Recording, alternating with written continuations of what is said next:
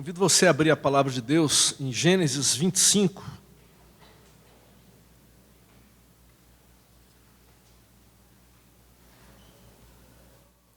Versos 19 a 34.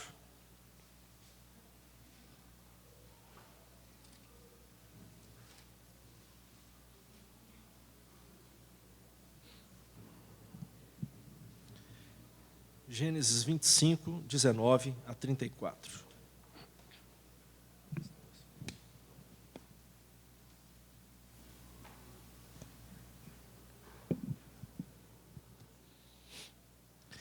Esta é a história da família de Isaque, filho de Abraão. Abraão gerou Isaque, o qual aos 40 anos se casou com Rebeca, filha de Betuel, o arameu de Padã-Arã, e irmã de Labão, também arameu. Isaque orou ao Senhor em favor de sua mulher, porque era estéril. O Senhor respondeu à sua oração, e Rebeca, sua mulher, engravidou.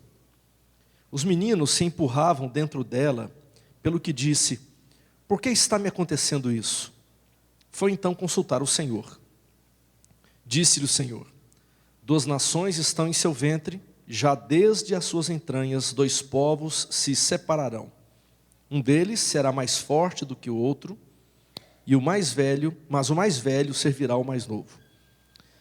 Ao chegar a época de dar à luz, confirmou-se que havia gêmeos em seu ventre.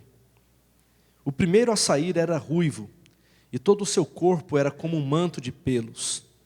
Por isso lhe deram o nome de Esaú. Depois saiu seu irmão, com a mão agarrada no calcanhar de Esaú, pelo que lhe deram o nome de Jacó. Tinha Isaque 60 anos de idade, quando Rebeca os deu à luz. Os meninos cresceram. Esaú tornou-se caçador habilidoso e vivia percorrendo os campos, ao passo que Jacó cuidava do rebanho e vivia nas tendas.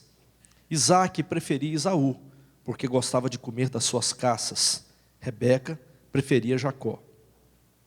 Certa vez, quando Jacó preparava um ensopado, Esaú chegou faminto, voltando do campo, e pediu-lhe: dê-me um pouco desse ensopado vermelho aí, estou faminto. Por isso também foi chamado Edom. Respondeu-lhe Jacó: venda-me primeiro o seu direito de filho mais velho. Disse Esaú: estou quase morrendo, de que me vale esse direito? Jacó, porém, insistiu: jure primeiro. Ele fez um juramento, vendendo o seu direito de filho mais velho a Jacó. Então Jacó serviu Esaú pão com ensopado de lentilhas. Ele comeu e bebeu, levantou-se e se foi. Assim Esaú desprezou o seu direito de filho mais velho. Até o verso 34, final do capítulo 25. Que o Espírito fale no nosso coração nessa manhã através desse texto bíblico. Amém, gente? Bem, hoje é o 5º domingo após Pentecostes, segundo o calendário litúrgico que temos seguido aqui na igreja. E entre os textos que figuram no culto de hoje, está esse aí de Gênesis 25. A Ana citou o texto de Romanos, já lemos o texto de Salmos. E eu achei muito legal que tenha caído esse texto, porque é um texto que remete à família. E nós temos aqui na Igreja Presbiteriana do Lago Norte, para esse ano, um tema que é Família de Deus, Comunidade da Reconciliação, né? E quando aparece um texto que aponta exatamente fechando com o tema da igreja, os demais dias, os demais textos que nós temos pregado aqui, a recomendação que nós temos dado é que cada pregador, quando vem falar, que possa trazer um enfoque voltado para a família. Mas hoje, de uma forma especial, o texto parece que foca exatamente isso. E eu fiquei muito feliz que a gente possa, então, nessa manhã, conversar sobre o tema da família, né?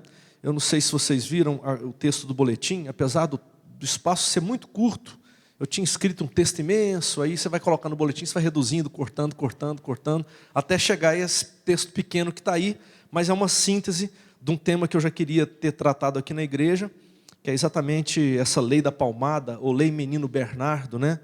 Que foi publicada no Diário da União, agora, há 2 ou 3 semanas atrás, e que passou 2 anos tramitando no Congresso. E eu sei que muitos textos têm sido publicados, mas eu quis deixar também o meu olhar sobre essa lei e sobre o que a palavra de Deus nos diz, porque nós temos vivido aí uma psicologização de tal maneira da sociedade que a gente às vezes esquece até de olhar o que a Bíblia está dizendo, né? Então, hoje a gente vai enfocar sobre a família de uma forma geral. Tem aqui um texto que fala sobre criação de filhos, e o que eu quero apontar aqui no texto de Gênesis 25 também vai por aí. O versículo 19 diz o seguinte: esta é a história da família de Isaac. Então nós vamos conversar sobre história de família hoje. Tá? Muito embora a família de Isaac esteja na Bíblia, ao olharmos assim atentamente para a família de Isaac, a gente vai perceber que a família de Isaac é uma família muito parecida com nossas famílias. Uma família cheia de problemas, uma família cheia de dificuldades. Aliás, não existe uma família sequer na Bíblia que não tenha problemas e dificuldades. Não existe na Bíblia uma família sequer que esteja isenta de lutas. Existe um autor chamado Jorge Maldonado, ele escreveu um livreto pequenininho, o título é Até nas Melhores Famílias, e ele fala exatamente sobre isso. Logo no primeiro capítulo, Maldonado trata de uma família com seus problemas e dilemas. Sabe que família é essa? Família de Jesus. Família humana de Jesus. A família humana de Jesus era uma família também problemática. Né? Todos nós estamos sujeitos a problemas e dificuldades, inclusive a família de Jesus Cristo. Mas Deus, aquele que criou a família, Ele se interessa por nossas famílias. Ele se interessa pela sua família, se interessa pela minha, e Ele tem uma graça distinta para cada uma das famílias. Vamos dar uma olhada aqui, como foi que a família de Isaac revela nesse texto bíblico as suas vulnerabilidades e como é que essas vulnerabilidades são parecidas com as nossas. E vamos ver como é que a palavra de Deus vai tratando sobre cada uma dessas questões. Primeiro ponto que eu queria alertar aqui a gente, o que a Bíblia tem a nos dizer. Primeira questão, nós precisamos saber que a história da nossa família, ela está ligada às histórias da nossa família que nos antecede. Essa é uma primeira questão. Ou seja, o que você está vivendo hoje, que você vive em família, tem ligação direta com o que seus pais viveram, com os seus avós viveram, ou seja, a gente carrega uma bagagem que vem passando de pais para filhos, e essa coisa está sendo como que gestada e mudada, mas ela está muito presente no DNA das nossas famílias. Não é à toa que o escritor bíblico começa esse texto, esse trecho da palavra, essa perícope bíblica, citando a história do pai de Isaac. E também citando a família de Raquel. Você vê aí o texto dizendo a história de Abraão, pai de Isaac, e a família de Raquel, e o texto coloca claramente, o pai era Betuel, e o irmão era Labão. Né? E a gente conhece pelo menos parte da história dessas famílias. Né? A gente sabe que Isaac era filho único de Abraão com Sara. Ele era o cumprimento de uma promessa que Deus havia dado àquele casal, especialmente a Abraão. Deus disse que aquele homem seria pai de uma numerosa multidão, como os grãos de areia da praia, né? Como a água no mar. E a gente sabe que eles estavam receosos, porque eles já estavam juntos um tempo e casados, vivendo em família, mas a mulher não tinha filho, Sara não tinha filho. E eles você sabe da história, eles receosos de que Deus não cumpriria o que havia prometido, ou então que Deus iria cumprir de outra forma, e eles estariam equivocados, eles então decidem dar uma mãozinha para Deus. Sara decide oferecer sua serva Agar, para que Agar pudesse coabitar com o seu esposo e dar assim um filho para eles. E isso aconteceu, e Agar então teve um filho chamado Ismael, filho de Abraão, e ali criou-se então um terrível problema familiar, né? Um problema de insegurança, porque a partir desse momento agora Agar passa a tripudiar em cima de Sara pelo filho que tem. Mas Deus, apesar das nossas incoerências e dos nossos equívocos, Deus cumpre a sua promessa. E um tempo depois, Sara se engravida e nasce Isaque, que é fruto da velhice do casal. Abraão, quando o menino nasce, ele tem 100 anos de idade. E a mãe, Sara, tinha 90. Ou seja, quando já não... A gente fala, não, mas era o tempo bíblico, que as pessoas viviam muito tempo. Você pode dar uma olhada na genealogia que percorre os capítulos anteriores e os capítulos posteriores. Essa idade já era a idade para eles serem avós ou bisavós. No entanto, na idade de ser avô ou bisavô, eles têm filhos. E foi um milagre do Senhor na vida daquela mulher e daquele homem.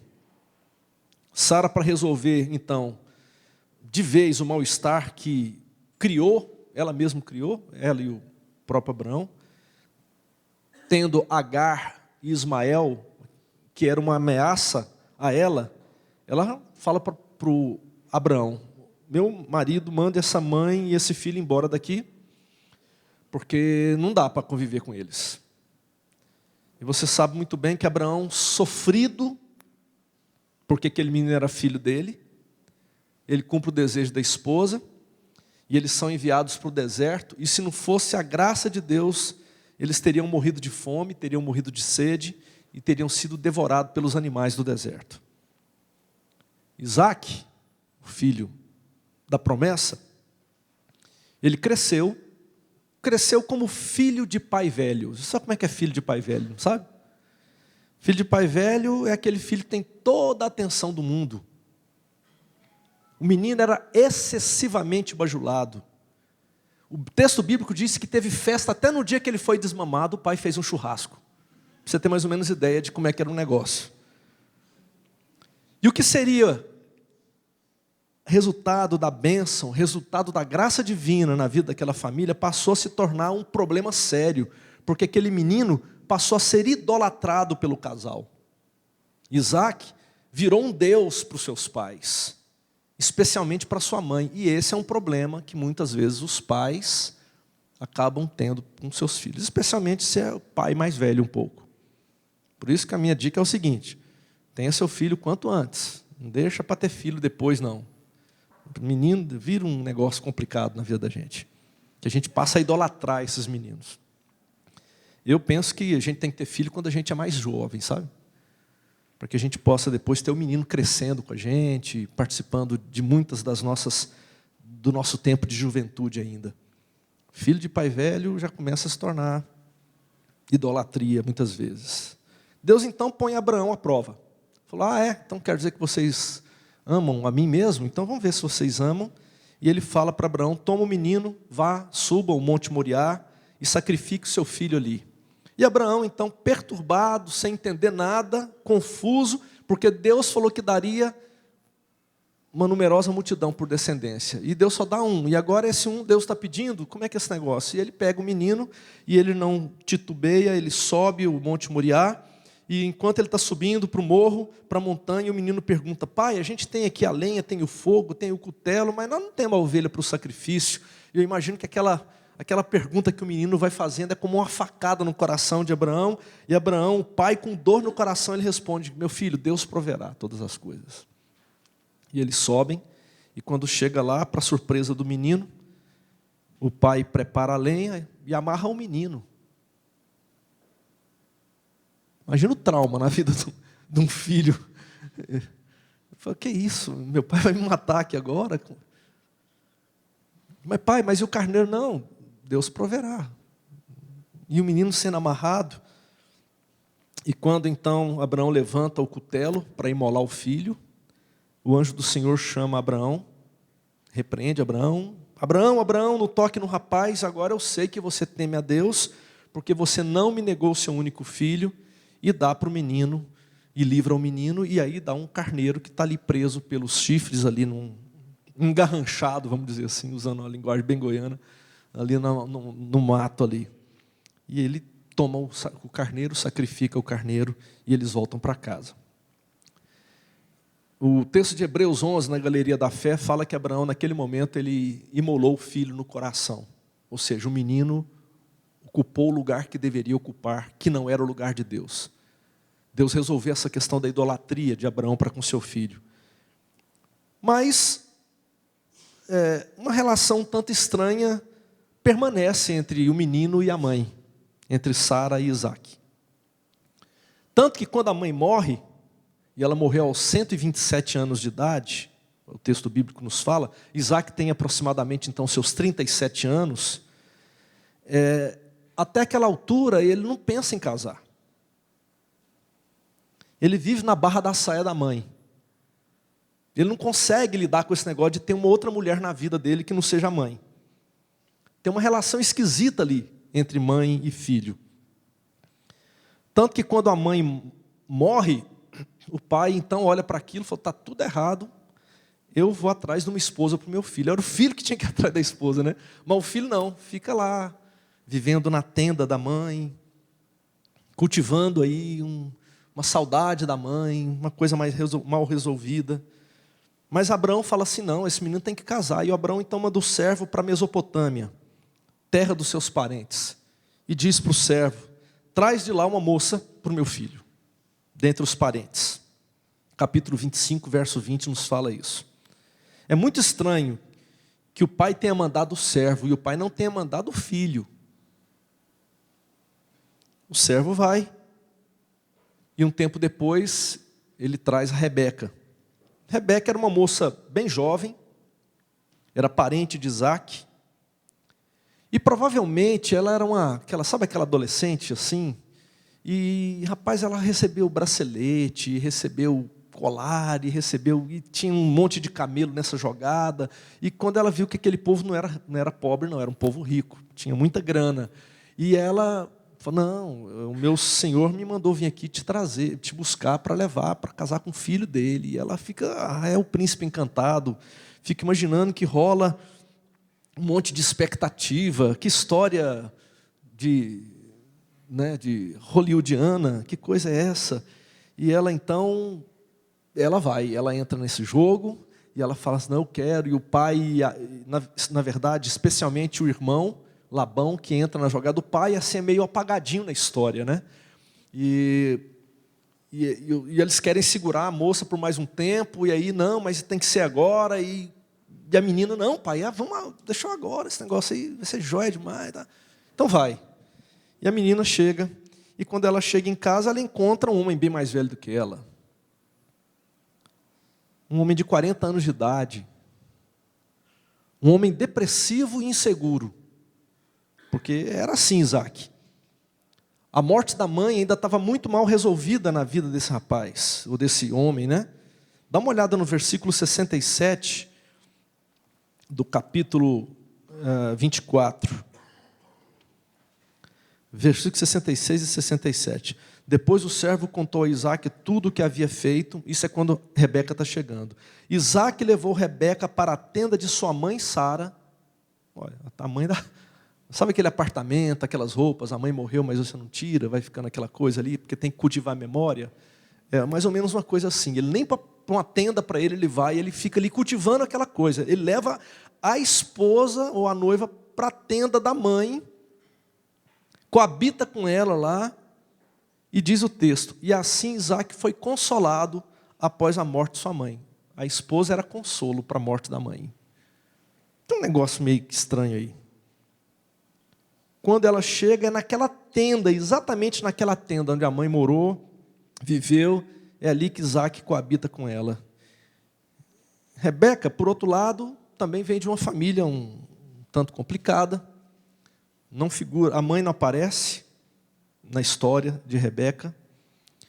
Nem mesmo a figura do pai parece ser algo muito relevante. O pai aqui é praticamente anulado pela figura do irmão dela, né, de Rebeca, o Labão, filho desse homem também. Quem dirige as negociações do casamento, você pode perceber que o tempo todo quem faz é Labão. E o pai está lá meio como que anulado na história. Ou seja, o casamento de Isaac com Rebeca traz todas essas histórias por detrás. Quando eles se unem, eles trazem consigo as marcas de sua família. Inclusive, um dos autores, dos comentaristas bíblicos, que faz uma observação desse texto a partir da ótica do casamento e da família, ele falou assim, olha, se eu fosse o pastor, eu não fazia esse casamento não. Porque eu sabia que era fria. Eu sabia que seria um casamento complicado. E aí, eles vivem muitos problemas no casamento, na família. O casamento de Isaac com Rebeca traz essas histórias. E a sua família traz as suas histórias. A gente precisa entender isso. Nós não podemos desprezar essas histórias quando nós vamos escolher os nossos futuros cônjuges, ou quando nós teremos que lidar com as desavenças e com os conflitos dentro dos nossos lares. Nós vamos precisar olhar para as nossas histórias e vamos precisar clamar por graça dos céus para a nossa família. Gente, casamento é uma opção inteligente. Viu? Observa, analisa. Nós precisamos entender isso. É importante a gente reconhecer que a história da nossa família, esposo, esposa, filhos, acontece a partir da história dos nossos familiares que nos antecedem. Aceitar ou aceitar o esposo ou a esposa, implica em aceitar o outro, ou seja, a bagagem que ele traz, a história familiar do esposo ou da esposa. Ignorar isso é trazer conflito futuro para o seu próprio lar. Então, quando você vai casar, você tem que considerar essas coisas. Vocês precisam considerar mutuamente. Não estou falando que você vai ter que casar com uma pessoa cuja família não tenha nenhum tipo de problema. Não, você tem que considerar. E a partir dessa consideração, entenderem que vocês vão ter que caminhar juntos para a construção de algo novo. Tá. Segunda questão que Gênesis 25 nos traz é o seguinte: numa família, os dramas pessoais de um devem ser vivenciados e partilhados pelo outro. O que eu quero dizer com isso é que não dá para a gente viver junto, como marido e mulher, como pais e filhos, e cada um lidar com o seu problema de maneira independente. O problema de um passa a ser o problema do outro, e tem que se passar a ser o problema do outro. Como famílias cristãs, nós precisamos ter a consciência dessa realidade. Eu preciso estar com a minha esposa em suas lutas, e minha esposa precisa estar comigo em minhas lutas. Eu não posso me esquivar da luta do meu cônjuge, como se o problema fosse dele, ou fosse dela. Como se o problema fosse do meu filho. Não, resolve para lá. Não, eu devo participar. Isaac é um exemplo para nós nesse sentido. O versículo 21 diz que Rebeca era estéril. Isaac sofre com a esterilidade de sua esposa. Isaac partilha da dor de sua esposa, porque ele se identifica. Essa foi a história da minha mãe também, né? Lembram? Por isso, naquela agonia toda, ele ora, ele clama, ele busca a Deus, para que o Senhor livre a sua esposa Rebeca daquela vergonha, porque para aquele contexto, não ter filho era uma vergonha. Diz o texto que ele passa 20 anos orando por sua esposa. 20 anos de um clamor incessante, até que Deus ouve a oração daquele homem.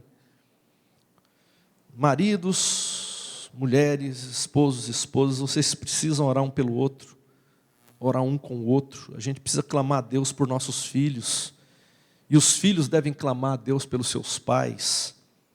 Nós precisamos criar laços de oração, vínculos espirituais profundos entre nós, nossa família. Nós precisamos dividir as cargas uns com os outros em oração.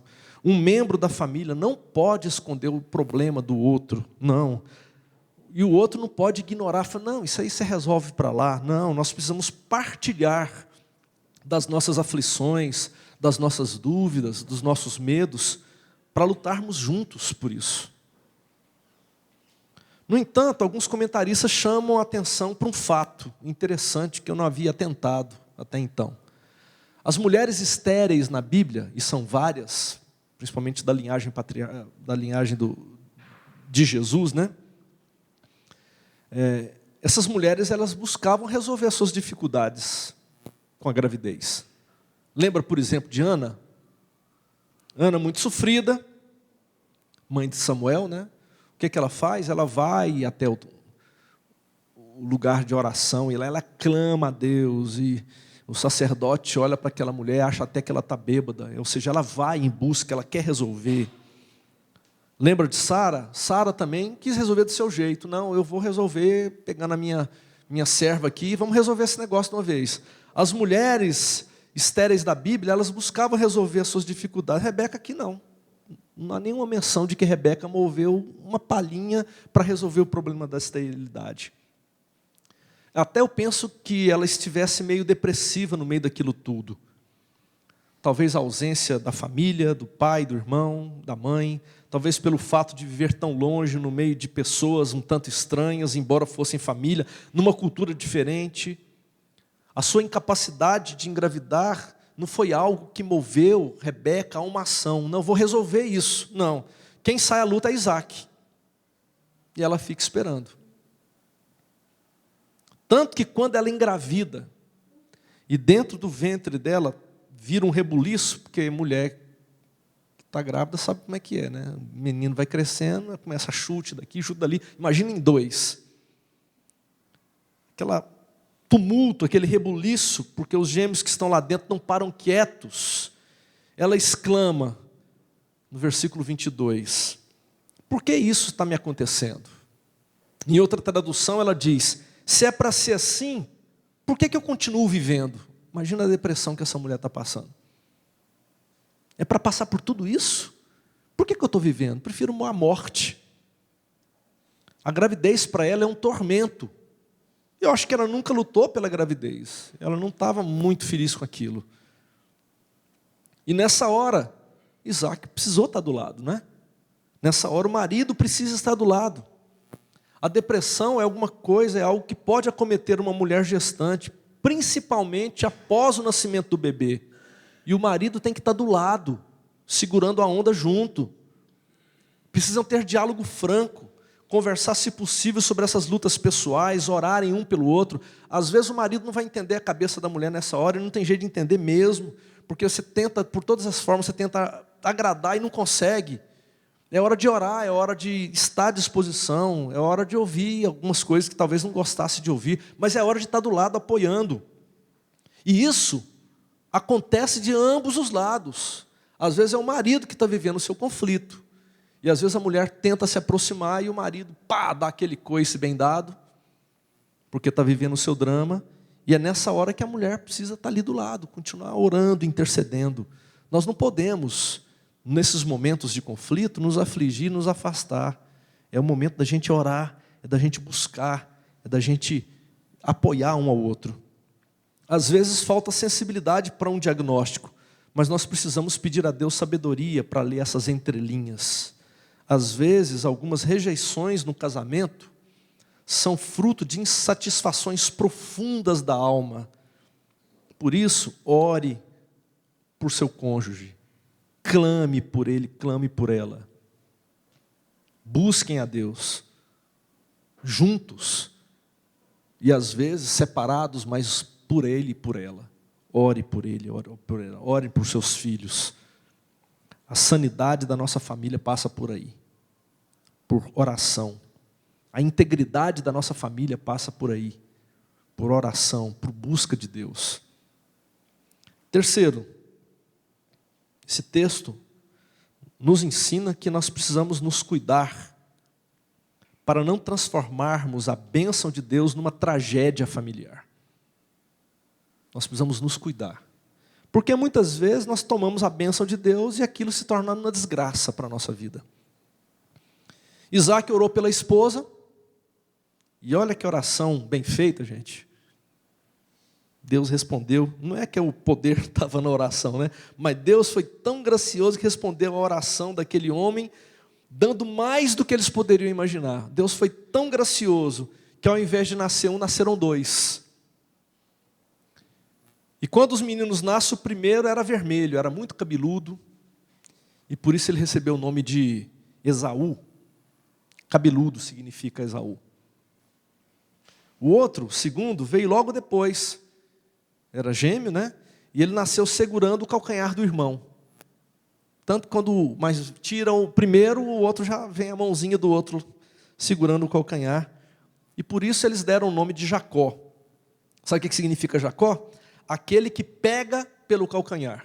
Seria assim, como que literalmente isso. Aquele que pega pelo calcanhar. Mas essa expressão também poderia ser entendida culturalmente de outra forma. Poderia ser entendida como aquele que engana. Porque pegar no calcanhar é enganar. Segundo aquela ideia, aquela cultura. Então, aquele que pega pelo calcanhar acabou virando um trocadilho e Jacó acabou virando suplantador. Os meninos cresceram e eles, é claro, assumiram a identidade dos seus nomes. Esaú, o peito cabeludo, né? Macho, com H maiúsculo, já cresceu com essa identidade. Não, esse é macho, aí ó, cabeludo do jeito que ele é, forte do jeito que ele é. Se tornou caçador, muito hábil, um homem rude.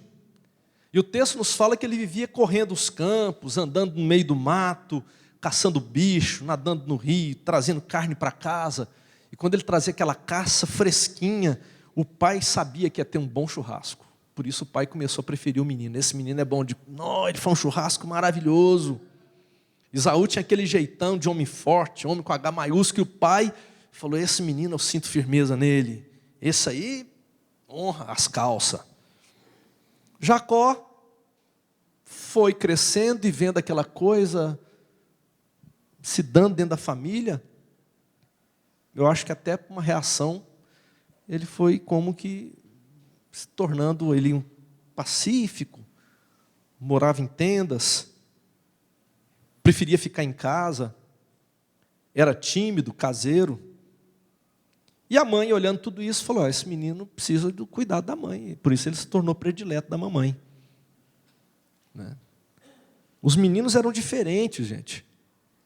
E eles poderiam se complementar, porque um complementava o outro. O que um tinha, o outro não tinha. Né? Eles poderiam, no entanto, os pais atrapalharam tudo. Ao invés dos pais promoverem essa união, os pais tomaram partidos. Os pais fizeram suas escolhas. Os pais elegeram suas preferências. E, consequentemente, a família rachou. Era uns de um lado, outros do outro.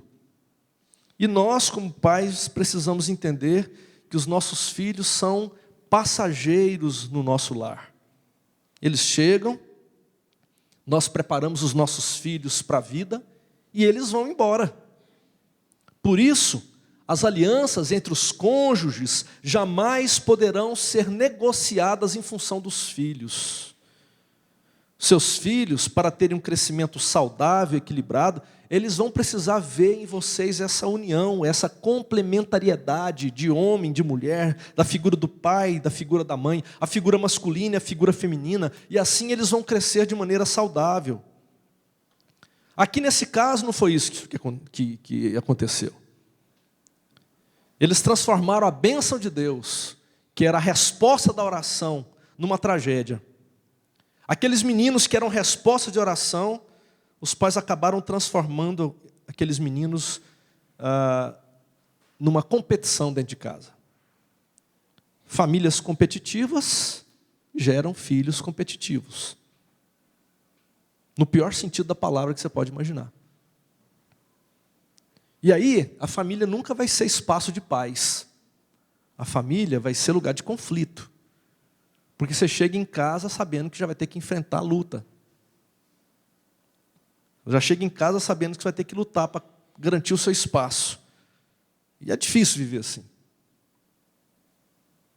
Casais que agem assim, ao invés de se unirem com o nascimento dos filhos, evidenciam suas crises ao fazerem suas escolhas e aumentam a distância entre si.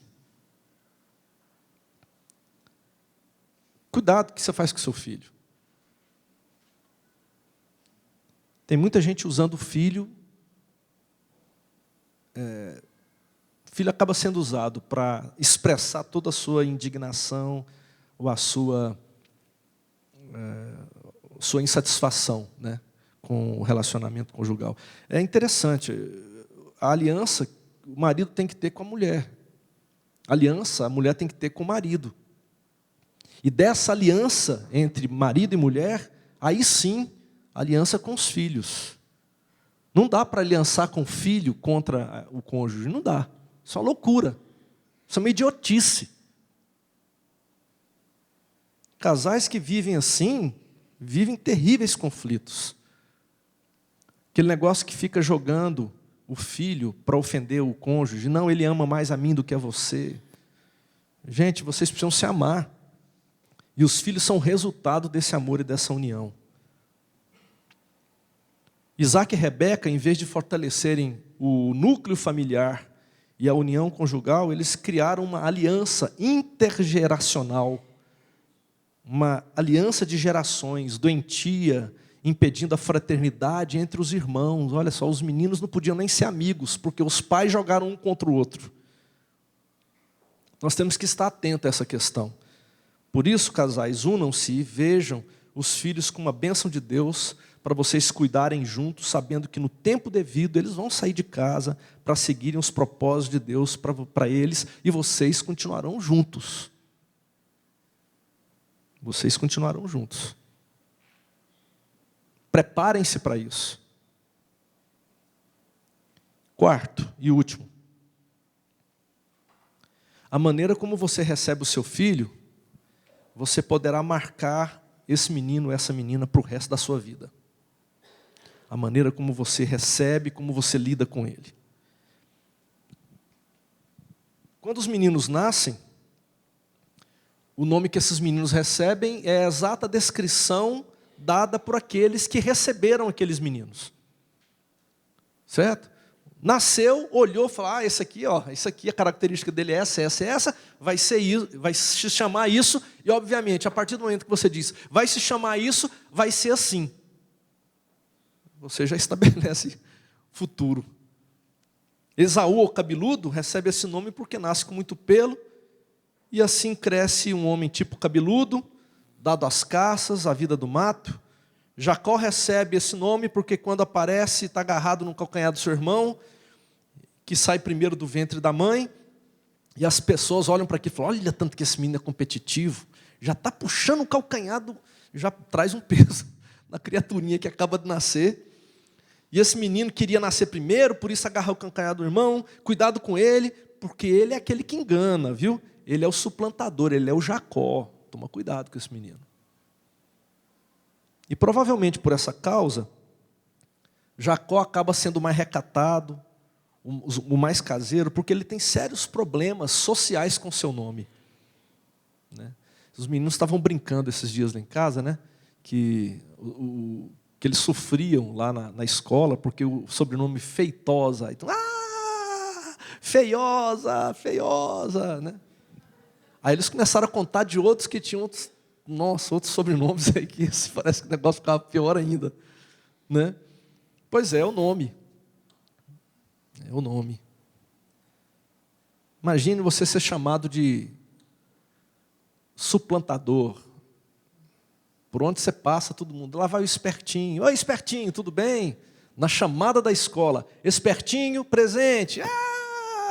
Né? Passa no concurso público, sai lá na lista, espertinho. Aí a pessoa, olha quem vai, vamos trabalhar com espertinho. Gente, marca, não tem como.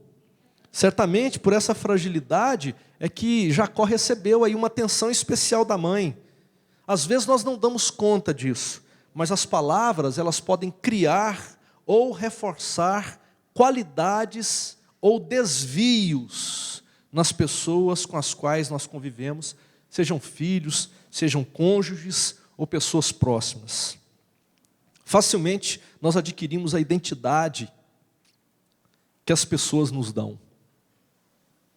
Facilmente a gente acaba assumindo aquilo que as pessoas dizem que nós somos. Por isso, muito cuidado com a maneira como você chama seu filho, chama sua filha. Esse é um patife. Esse menino é lerdo demais. Eita, esse é um burro. Ô gordinho, vem cá. Magrelo. Sardento. Ô do cabelo ruim. Você está criando a identidade futura do seu filho. Não tenho dúvida. Para Jacó, suplantador acabou se tornando a sua identidade. E ele foi assumindo isso na sua vida. Você vê que lá em capítulo 29, nesse capítulo 25, verso 9 a 34, ele tira o proveito da fome do irmão para comprar o direito de primogenitura, trocando por um prato de lentilhas, né? Você que vê que lá no capítulo 27, nos versos 18 a 25, ele acaba enganando o pai para receber a bênção dada ao primogênito. E ele engana o pai com a bênção da mãe, porque a mãe protege o menino. Lá no capítulo 30, ele engana o tio, que ao mesmo tempo é o sogro, Labão. E por Labão ele é enganado muitas vezes. E ele vai vivendo essa vida de engano. O negócio é passar a perna, é dar uma de esperto. Quem chega primeiro bebe água limpa. Então tem que chegar primeiro. Tem que ser esperto.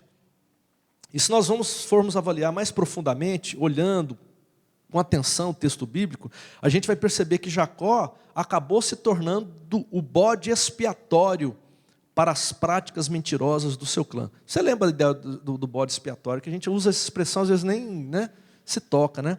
O bode da expiação era aquele bode em que todo mundo pegava o seu pecado, era imputado sobre aquele bode, e o bode ia para o deserto, e ele ia morrer.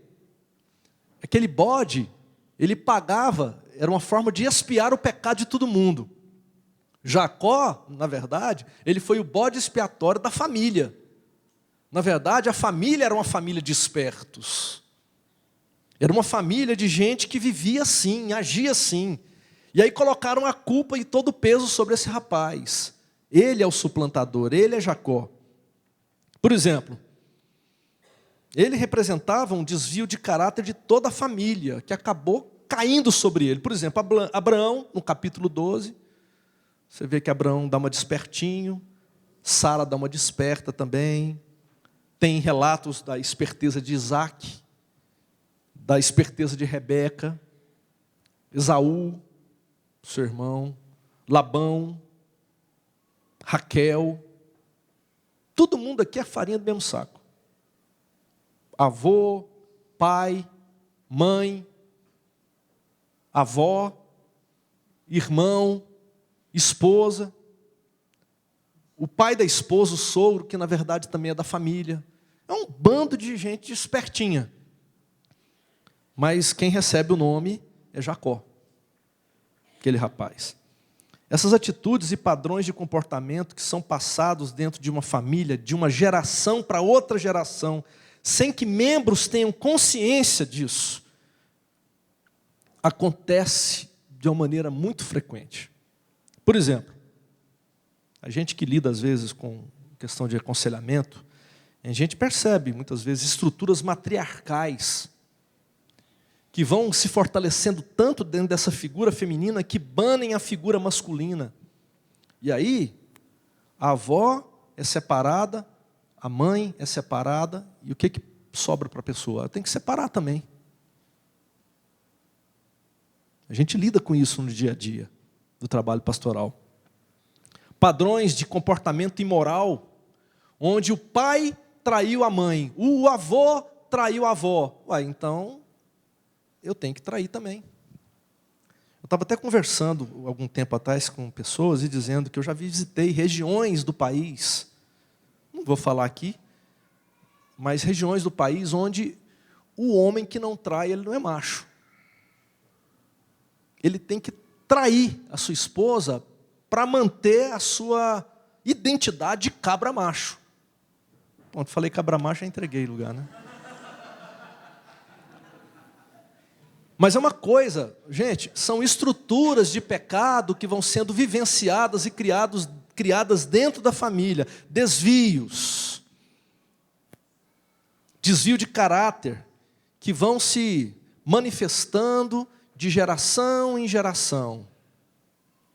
Famílias extremamente competitivas, amarguradas, que vão lançando essas amarguras para os seus filhos, que lançam para os seus netos, e que a coisa vai se prolongando. Quanto mais antigas forem as histórias de lealdades, dívidas e práticas desse tipo dentro de uma família, mais profundamente arraigadas elas estarão no subconsciente de seus membros. Algumas igrejas dos nossos dias olham para textos bíblicos do Velho Testamento, alguns textos bíblicos do Velho Testamento, e acabaram construindo uma teologia chamada de maldição hereditária. Vocês já viram essa onda da maldição hereditária, né? Tratam essas maldições apenas no âmbito da vida espiritual da pessoa e das famílias. Então era assim, é como se um demônio tivesse tomado conta da família. E dizem que são práticas demoníacas incorporadas espiritualmente na vida de pessoas e que somente serão quebradas as maldições hereditárias quando alguém que tem o ministério de quebrar maldição hereditária orar com imposição de mão e ungir, e aí pronto, o demônio vai embora. Eu creio que essa teologia não esteja correta em sua avaliação não, viu gente? Pois não é algo tão simplificado assim. Eu oro, é quebrado, como se a questão submetida a uma estrutura de poderes espirituais pudesse ser banida por meio de uma pessoa que seria o redentor da família, né? É muito simplismo. Eu creio que esses desvios de caráter são pecados cultivados em nossas famílias e se estendem por gerações e que precisam ser tratadas por Deus. Quando uma pessoa tem um encontro com Jesus e passa a ter compreensão do pecado que corrói e destrói por anos a família, eu imagino que essa pessoa pode ser o canal de Deus para aniquilar com essa espiritual descendente, destruidora da vida familiar. Uma vez que nós somos reconciliados com Deus e passamos a experimentar a cura e as libertações que o Espírito promove em nossa vida pessoal, nós passamos a viver também essa realidade em nossa família. Então, por exemplo, no meu caso, eu venho de uma família, meu avô veio do Maranhão, veio para Goiás, avô paterno. Chegou na cidade do interior de Goiás, em busca de ouro, ficou por ali, teve um problema, perdeu sua mão, foi pescar com dinamite, o dinamite explodiu na mão, ele perdeu a mão, aí uma mulher cuidou dele, uma jovem cuidou dele, com essa jovem ele se casou, né? E eu não conheci muita história do meu avô, mas imagino que deve ter se passado, mas eu vejo as marcas na vida dos meus tios, né? Algumas questões da família. Por parte da minha mãe, também vejo marcas. Eu olho para a família, olho assim para os meus tios, assim, e eu vejo que algumas coisas, alguns desvios estão presentes na vida de todos.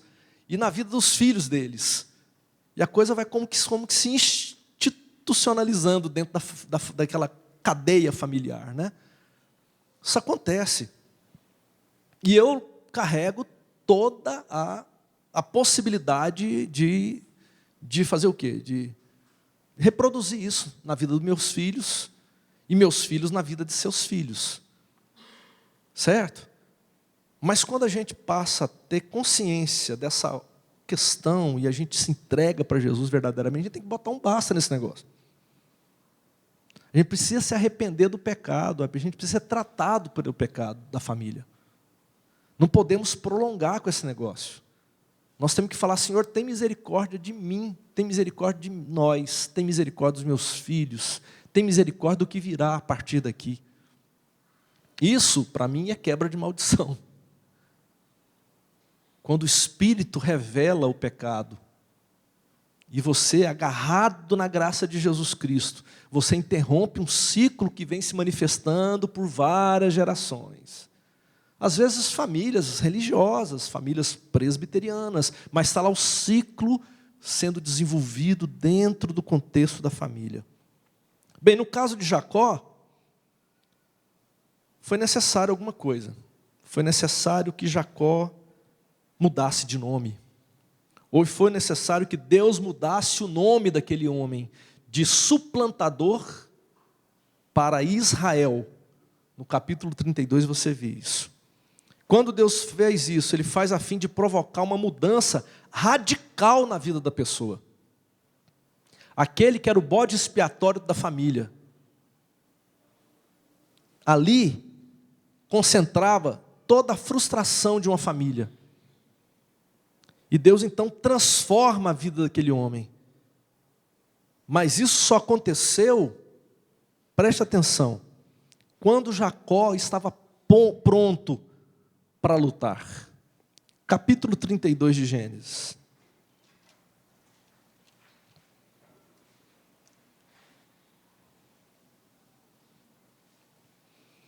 A partir do verso 22. A Cláudia já pregou aqui na igreja sobre esse texto de uma maneira assim fantástica, muito abençoada, elucidatória, né, de muitas dúvidas que a gente tem. Diz assim: naquela noite Jacó levantou-se, tomou suas 2 mulheres, suas 2 servas e seus 11 filhos para atravessar o lugar de passagem de Jaboque. Depois de havê-los feito atravessar o ribeiro, fez passar também tudo o que possuía. E Jacó ficou sozinho. Então veio um homem que se pôs a lutar com ele até o amanhecer. Quando o homem viu que não poderia dominá-lo, tocou na articulação da coxa de Jacó, de forma que ele deslocou a coxa enquanto lutava. Então o homem disse: deixe-me ir, pois o dia já desponta. Mas Jacó lhe respondeu: não te deixarei ir, a não ser que me abençoes. O homem lhe perguntou: qual é o seu nome? Olha que interessante. Como é que você chama?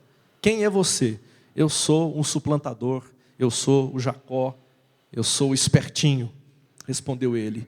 Então disse o homem: seu nome não será mais Jacó, mas sim Israel, presta atenção, porque você lutou com Deus e com homens e venceu.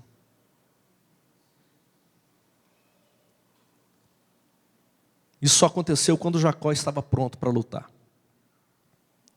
Jacó simboliza os homens e as mulheres que estão preparados para lutar com homens e com Deus, e que estão determinados a vencer.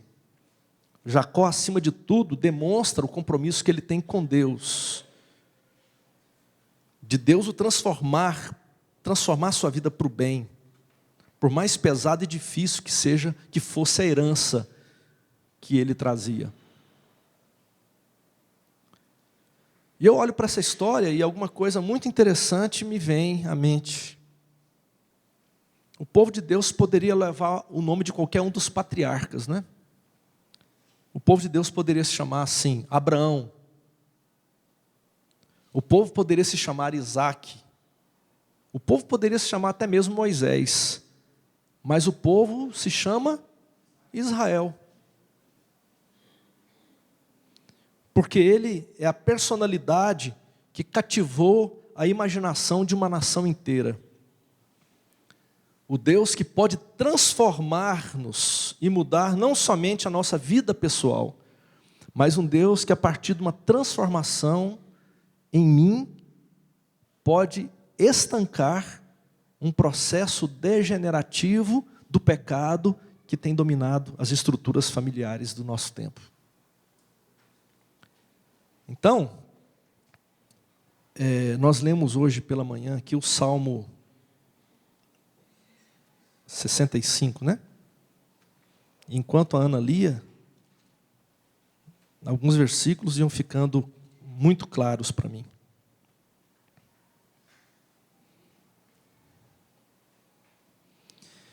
Versículo 4, como são felizes aqueles que escolhes e trazes para ti, para viverem nos teus átrios. Transbordamos de bênçãos da tua casa, do teu santo templo. Tu nos respondes com temíveis feitos de justiça, ó Deus, nosso Salvador, esperança de todos os confins da terra e dos mais distantes mares. Versículo 7, tu que acalmas o bramido dos mares, o bramido de suas ondas e o tumulto das nações. Versículo 2: Ó tu que ouves a oração, a ti virão todos os homens. Quando os nossos pecados pesavam sobre nós, tu mesmo fizeste propiciação por nossas transgressões. O Salmo nos fala de um Deus misericordioso, amoroso, que reverte a situação, que transforma a situação. Mas temos que lutar. Não dá para... Chama o pastor, ele vai fazer quebrar a maldição hereditária. Pronto, ele vem, pum, mágico o negócio. Plim, pronto, já saiu, está tudo resolvido. Não é assim. Tem que lutar. Você tem que reconhecer quem você é. Eu sou Jacó, eu sou o espertinho, eu sou o suplantador. A minha história é uma história disso aqui, de imoralidade, de hipocrisia. A minha história é uma história de mentira, de engano. É uma história, e eu preciso que Deus transforme a minha vida, Deus mude a minha história, Deus mude o meu nome. Porque quando isso acontece,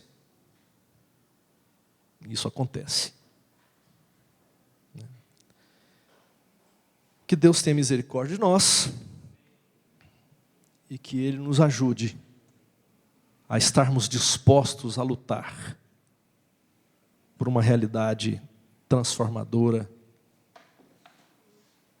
mas vamos ter que lutar.